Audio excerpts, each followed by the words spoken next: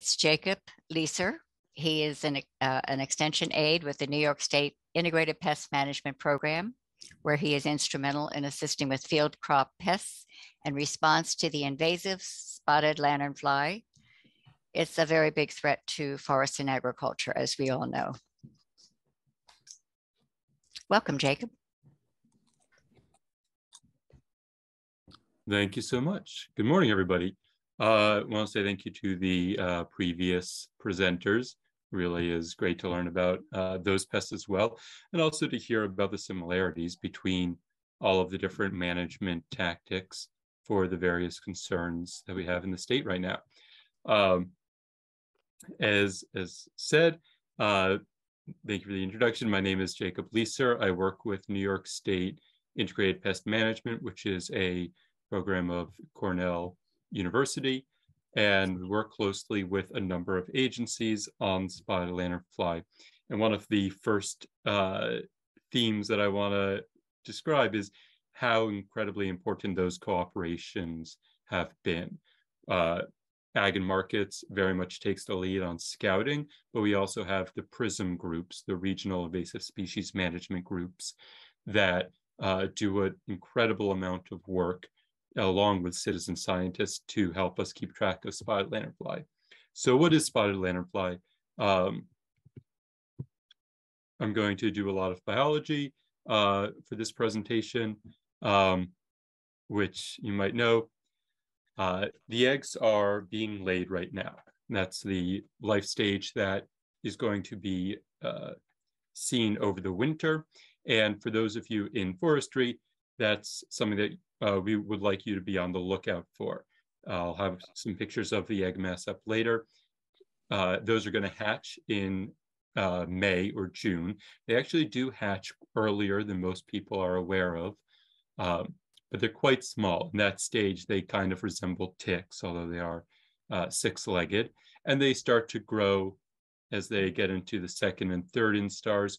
Fourth instar around July, in the middle of summer there, they're going to start developing that red coloration, and the adults come out typically at the very end of July or into August in this region. And that's what we see right now. For those of you who are in the New York City area or other highly infested regions, the adults are flying around and they're very visible. They're about an inch long. And when they are on the move, that red underwing becomes visible. It's an invasive plant hopper. It's known to feed on over 70 plant species in the United States. That number is well over 120 now, just different plants that it has been observed growing on. Grapes, hops, and apples are the three main crop plants that are a host to spotted lanternfly. The preferred host is the tree of heaven. Similar to some of the other species that we heard of today, they do seem to have been co-evolved along with this one plant. So I'm going to take a minute to talk about Ailanthus briefly. Now, this is a picture of the spotted lanternfly up close on the left, and they are pretty unique. They stand out there. They have the polka dots and the brick patterns, a little red spot under their eye. You would think that they'd be easy to identify, but the picture on the right there, that maple tree has several spotted lanternflies. I'll give everybody a minute to see if you can pick those out from a small distance. There's 4 there. So you can grade yourself on how well you're able to identify those 4. Right now, the spotted lanternflies the females are fattening up and laying eggs. So this is a picture of what the egg masses look like.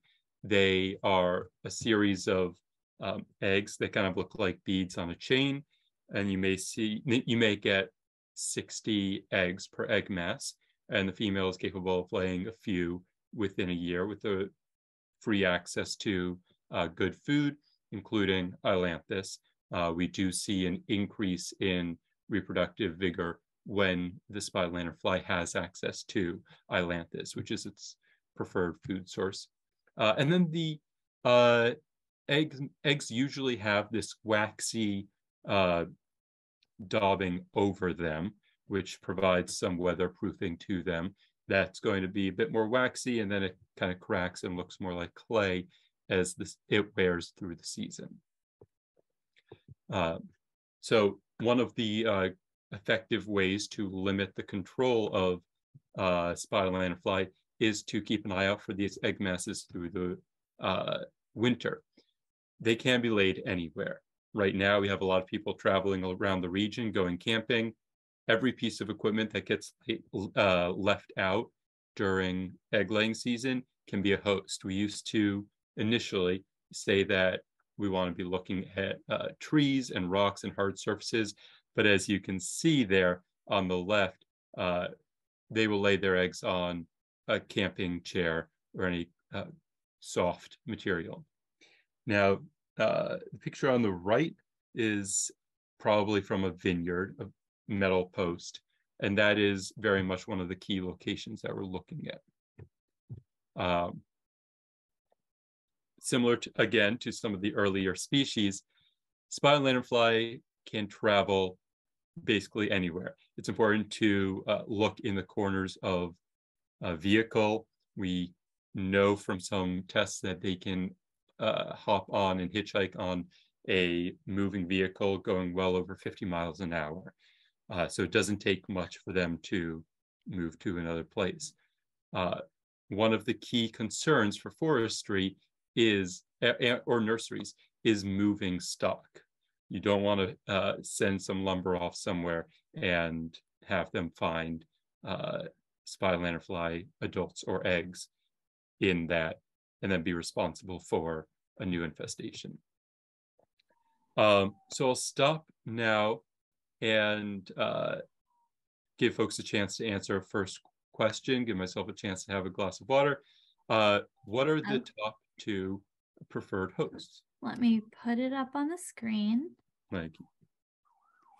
So everyone can answer. And again, I will say this many, many times. If you are here for credit, please make sure you answer. ISA or LA credits, please make sure you answer. If not, feel free to answer as well. So we have about 50%. We got up there fast this time. We'll give it another maybe 10 seconds.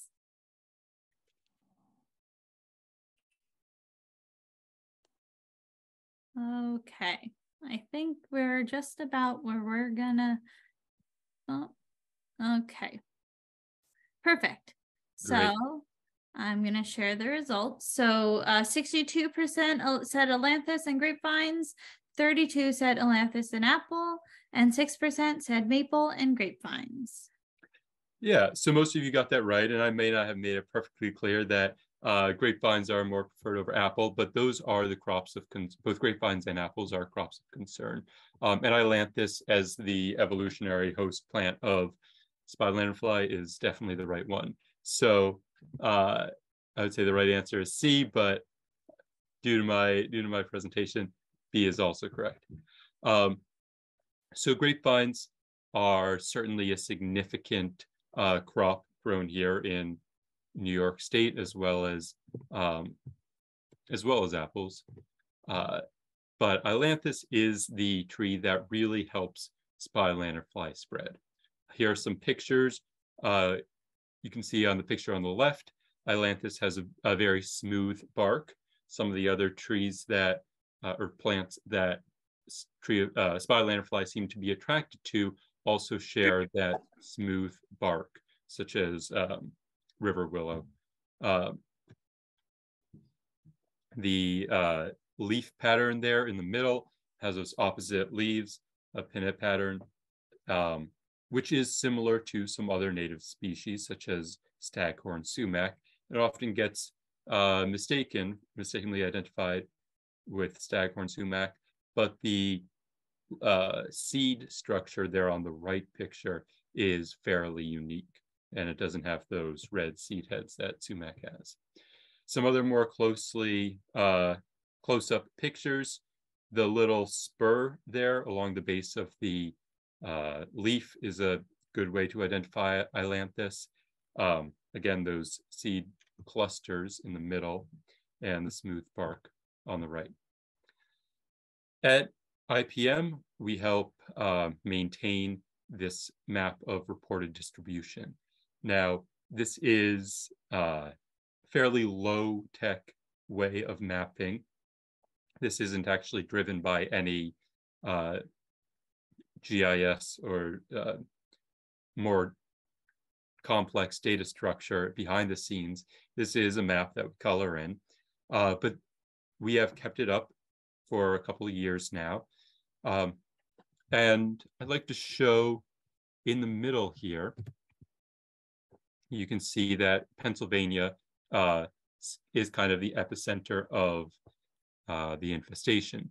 The first identified spotted lanternfly in North America was in fact in Berks County at a landscaping supply store. It was thought that spotted lanternfly or spotted lanternfly eggs hitched a ride into Pennsylvania through a shipment from Southeast Asia. As time's gone on, spotted lanternfly has expanded, but this, in addition to showing where there are currently infestations and currently state quarantines, this also shows some of the patterns. There is a rail line that cuts east-west through Pennsylvania, as well as an interstate highway, and that is one of the major routes of transportation.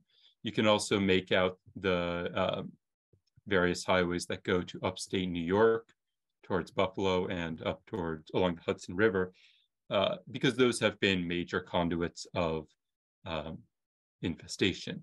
This is going along rail lines going down into Virginia and highways going up in this area.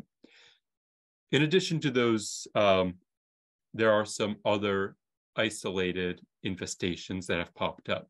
So Switzerland County there in Indiana, in Southeast Indiana, that is an infestation that can be traced back to a single farm picking up its operation. It was a horse farm located in New Jersey, which then moved to Indiana. And it seems like there was some eggs in the equipment. And just like that, there's now an infestation in Indiana.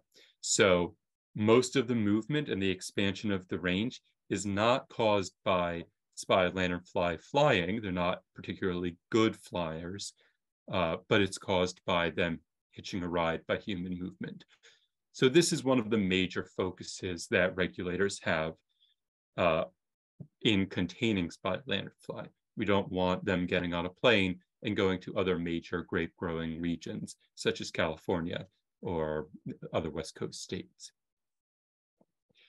This map also depicts where there are state quarantines. There are many counties in Pennsylvania, New Jersey, Maryland, and Virginia, as well as all of Delaware, where the state has declared a quarantine. Right now, there are no federal quarantines, and in New York State, Ag and Markets have decided not to implement a state quarantine, preferring to wait until that happens at the federal level. California does have an external quarantine for spotted lanternfly. So again, you wouldn't want to be the person shipping the insects across quarantine lines. So how do we know where spotted lanternfly are? Here are two types of traps that we tend to use. There's a sticky band on the left. I'm not endorsing any given product. This is something called tree guard or tree band. One of the reasons that we like this product is because it does have that outward barrier. We don't want to have a lot of bycatch when other insects or birds come in to eat the dead insects on that are caught on the sticky band. The picture on the right is our summer intern, CCE Dutchess County intern Crystal, installing a circle trap, and that's a physical barrier that is wrapped around the tree and will funnel the spotted lanternfly into a bag or container where we can go collect them. Both of these traps take advantage of spotted lanternfly's natural tendency to commute up and down a tree over the course of a day, when they should walk into these traps. The limits of these traps, of course, are that it has to be that tree that is infested. We don't quite understand why spotted lanternfly choose the tree that they do at any point in the season. So these are sentinel traps. They may not have a great effect in controlling the population. And we are looking at populations, not at individuals. Here's a video that you may have seen of swarm feeding of spotted lanternflies on a grapevine. When you have spotted lanternfly, you don't have one or two. They do show strong aggregating tendencies. And you can see right there in the middle, one of the spotted lanternfly adults is excreting honeydew. And we'll talk about honeydew in a second. But they do cause a lot of damage when they swarm like this. Spotted lanternfly have piercing, sucking mouth parts that they inject into a plant. They aren't strong feeders. They don't suck very strong. They are depending on the turgor of the plant, which is part of the reason why they move around so much throughout the feeding season. And then it excretes honeydew, which is not very heavily processed. They don't do a great job of absorbing nutrients, but they feed very heavily. There's the mouth part. And they move around through the season. The nymphs tend to go for thinner stemmed plants that are going to be softer. So rose, either cultivated multiflora rose, grapevines, both wild and cultivated, as well as bittersweet are some of the plants that we see them on earlier in the season when they're younger. As they grow older, they move on to bigger trees. Willow, silver and red maple, and sumac are some local trees that they're known to feed on, but they will be on Tree of Heaven and on grapes throughout the year. Now, a couple of other feeding patterns that I wanted to mention. One is the perimeter effect, and this is seen with several pests of various crop systems. They're generally found most heavily at the edges of woodlots, which is also where Ailanthus is, and at the edges of grapevines. So those are the places where we tend to scout most heavily and treat most heavily. They also have a limited impact on hardwood. As far as we've seen in the area, they're not killing trees. They may cause some isolated die-off of limbs, especially on trees that are already under stress. But in general, we're not seeing spotted lanternfly as a single pest wiping out trees or areas of trees. Here's another slide of them feeding on grapes. Here's a picture of a vine that was host to spotted lanternfly early on in the time that spotted lanternflies were known to exist in America.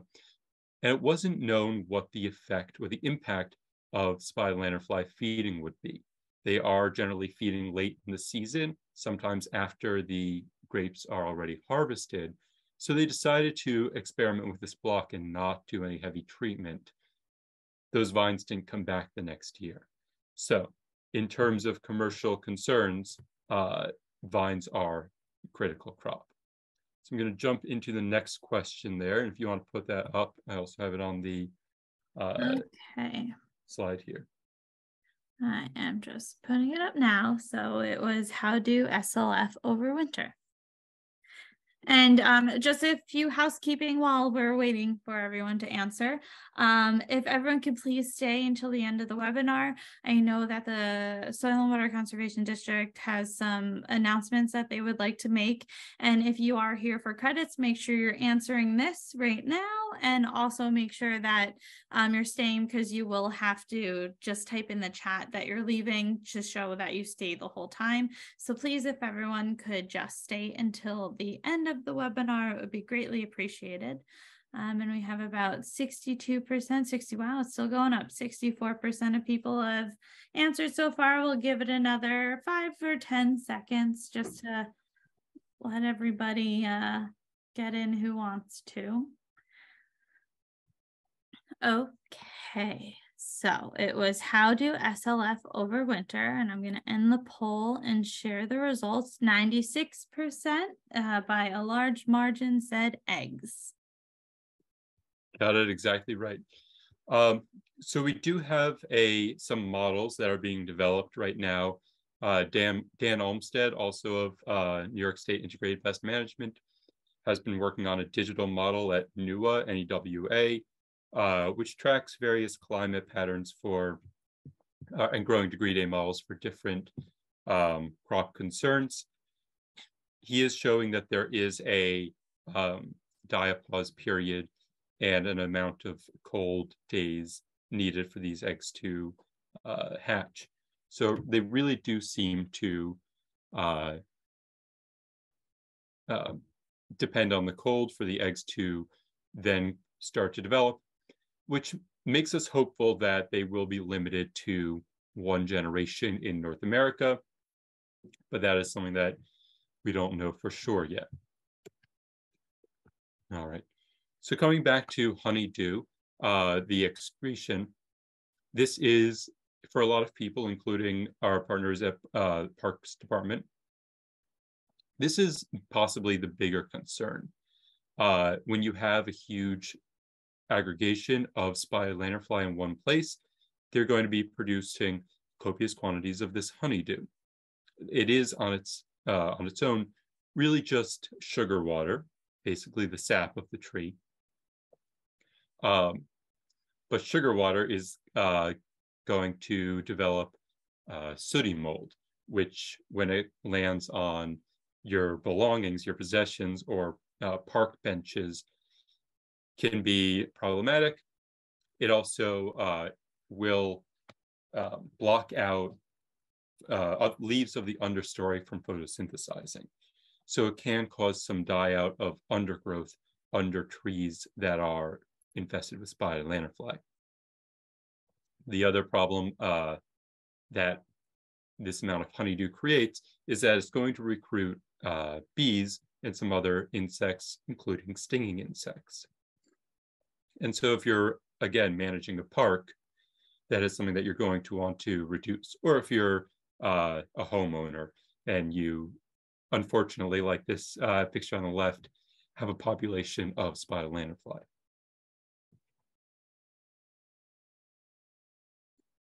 So there are some biocontrol measures being studied.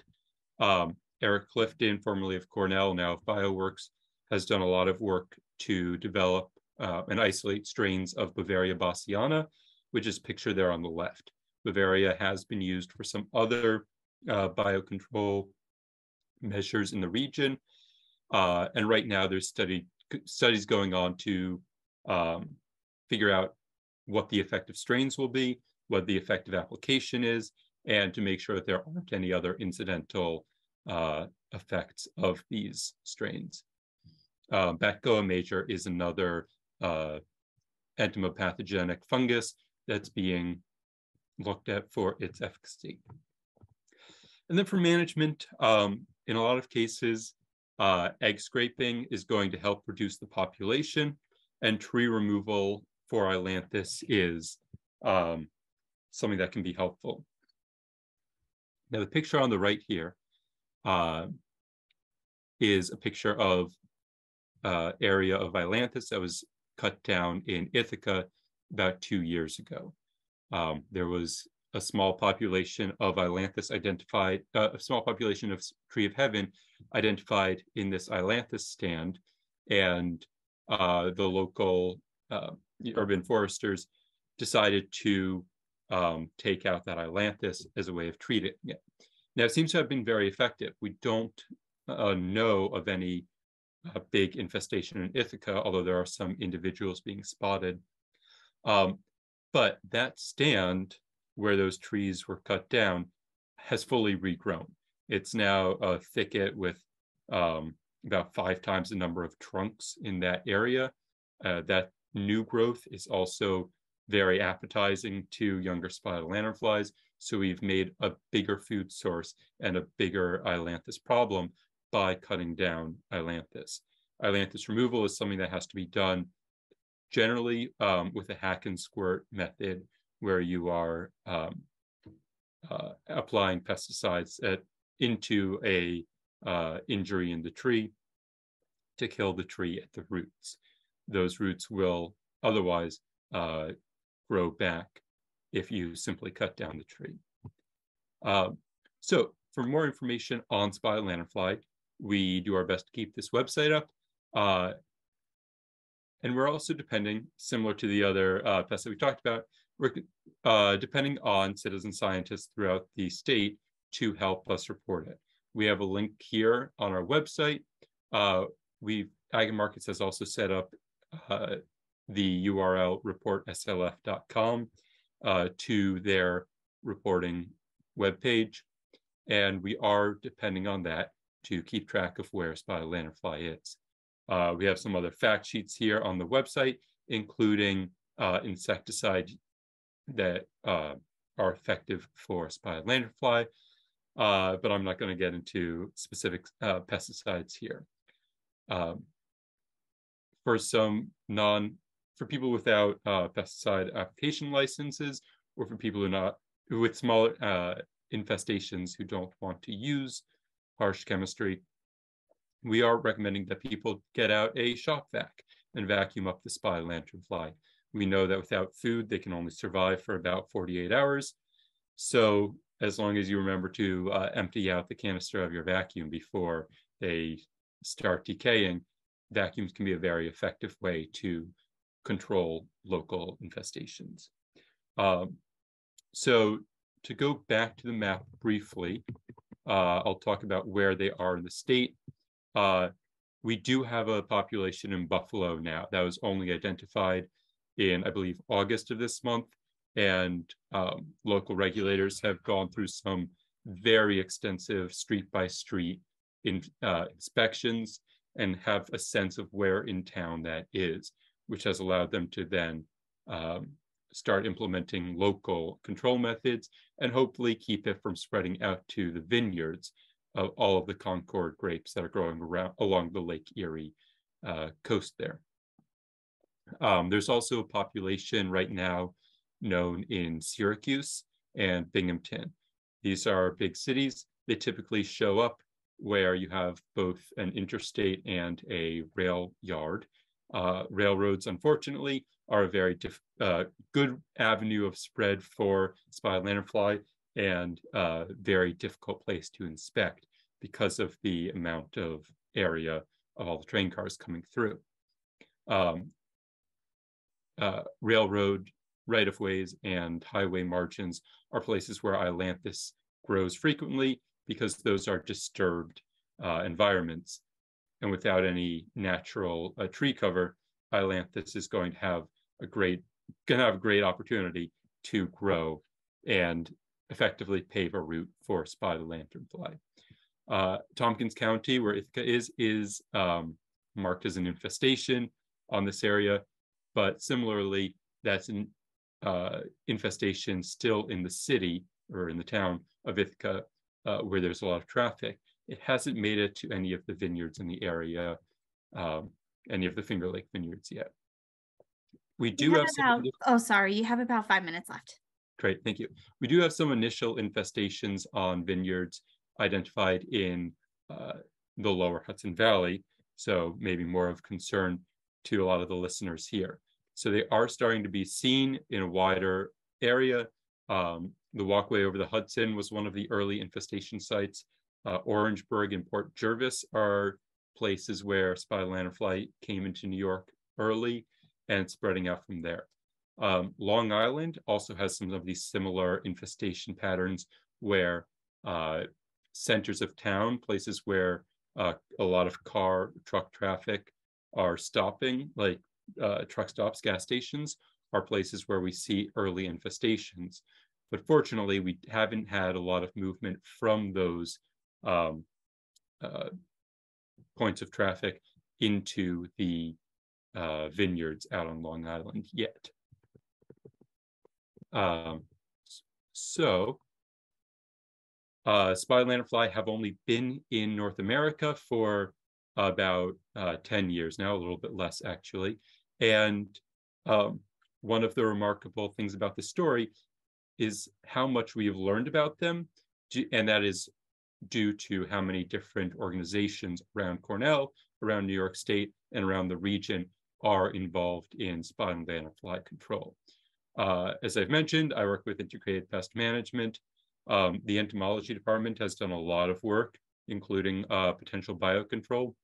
PMEP, there's an extra E in there, has already put out pesticide management guidelines for spotted lanternfly. We have extension regional specialists for grapes down in all of the big grape growing parts of the state who are working with directly with growers. And then Northeastern IPM is doing regional coordination, talking to our partners in New England, Massachusetts, and Pennsylvania. So this is in some ways a show of the strength of the system that we have responded so quickly. Please contact us if you need any resources. We're always happy to send out fact sheets, business cards, and any other support that we can for you to then go out and help us educate the populace about spotted lanternfly. My name is Jacob Leeser. My supervisor is Brian Eschenauer. We have this resource website email address set up, ipm4slf@cornell.edu, where I answer public's questions about spotted lanternfly. And with that, I'll open it up to questions. Awesome. Thank you so much, Jacob. I'll tell you, I went to the Bronx Zoo the other day over the weekend, and all those traps were full of SLF. I was like going from tree to tree to look. But you do have a few questions, and I would like to invite anyone who has a question for any of our presenters. Please feel free to put them in the chat. It looks like Mark is gone for the remainder of the program, but if you do have a question for Mark, I'd be happy to send it over to him to get those answers. But so one question is, should we cut down all mature ailanthus or remove saplings, or will it drive these insects to other specified host plants? So as far as we can tell, the presence or absence of ailanthus alone is not going to change what spotted lanternfly will feed on. In some studies, we've seen them go to willow in preference of ailanthus. What we do know is their reproductive vigor is going to be much higher if they have access to ailanthus. One study is showing that they'll lay 6 times the number of eggs. So ailanthus control is very difficult. In general, people decide it's not worth it for ailanthus alone, even though ailanthus can be pretty noxious as a weed. Short answer is yes. We should be controlling ailanthus, not cutting it down. Proper ailanthus control. I see there's another comment saying this is not the way to remove tree of heaven. I think that's in response to the picture I had. We do need to be, unfortunately, using some pretty harsh pesticides to kill ailanthus at the root. It is an effective way to reduce population, and it won't drive them onto other plants. Awesome. And if you know this answer, when the Ag and Markets is dropping these trees, are they scraping off all the egg masses or doing anything to get everything off before they transport them so it doesn't spread? That I'm not sure of. My understanding is that they're putting it through a wood chipper, that they're mulching it down. But I'm not sure what subsequent control Ag and Markets is doing. It's a very important topic, though.